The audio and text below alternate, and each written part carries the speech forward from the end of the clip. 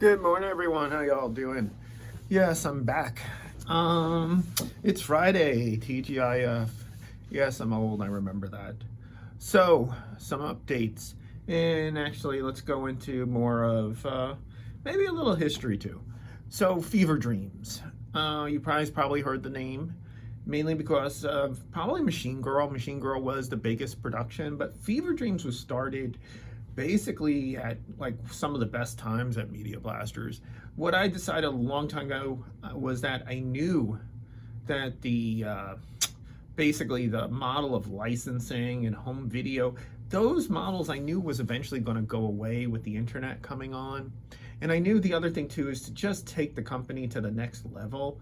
We really needed to produce. We needed to make our own stuff, be able to license like the Japanese, and be able to do it. I mean, I thought we were doing so well and everything was going pretty good that was really the next step. It was basically the next logical steps. I mean, New Line, a lot of these other independents, the big ones eventually that became huge. They started with licensing. They started with other people's productions, and then they would put them in, theaters and then basically produce. So that's what we wanted to do.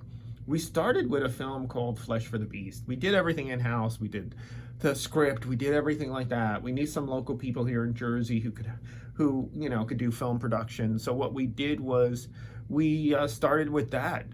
It was a pretty much, I would say low budget for, standards, but at the same time, it wasn't micro budget. So we did it over here, and the big selling point was one of the producers knew Buckethead, and Buckethead did the soundtrack, did all the audio.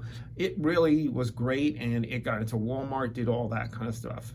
The Japanese, especially one producer, took notice, Chiba, who I've worked with years. And what happened was he pitched us on Machine Girl. It's kind of Jace Blatter. Japan wouldn't do that stuff back then. So we decided to do it, and it was the price was right, and that thing, when it got on the internet, especially the trailer, there was like 1 million hits on the thing. So we were just blown away. I mean, everything was going so well. We got offers from people from bigger studios that wanted to buy that film. That's how much it got noticed.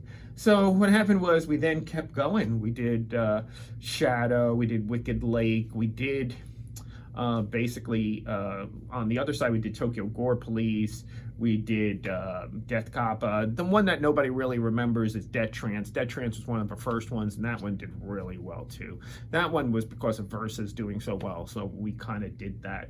But the whole thing was that we were doing really well, but again, it was kind of the home video market. Once the home video market kind of tanked, the productions kind of tanked with it.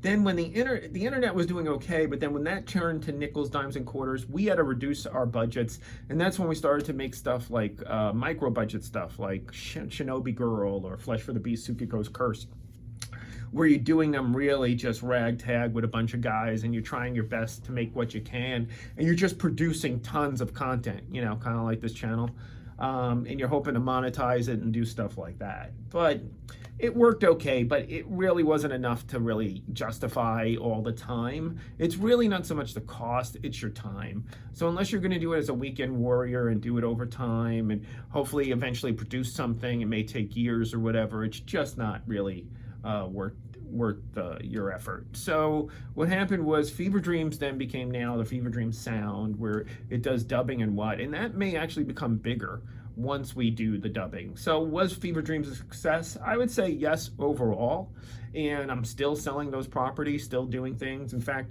right now on the YouTube channel, I'm putting up Shinobi Girl, the TV series. I'll be putting up all that. Nothing's monetized, you just watch it for free. And on top of that, even if it was monetized, it'd just be ads.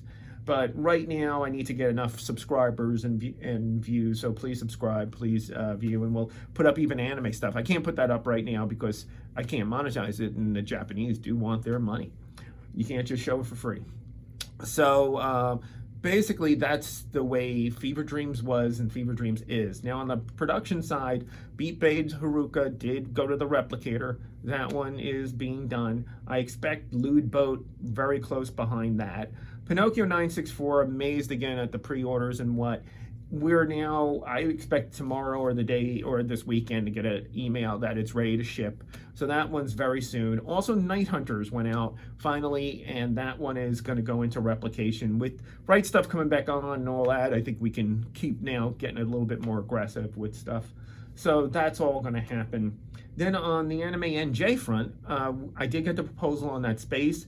I think I'm going to go with it. It looks really good. I think our break-even point's really low. We only need to get like 500 or so people, and that's without the dealers and what. So I think we're pretty good. I'm going to probably go with it. It's going to be a December show. Once everything's signed, everything's locked in, we'll do it. The other thing too is, yes, I did mention the Evil Idea yesterday. I'm hoping to get one big Japanese guest related to tokusatsu. So we'll see what happens with that. I'm hoping it works. Again, it all comes down to budgets. Can we get the people? The nice thing about being up here, you're near New York, and a lot of Japanese guests would love to come up here. So once more details come, that's we'll share with you. But these are the plans right now. All right, you guys have a great weekend. Be happy, be safe, be healthy. Take care.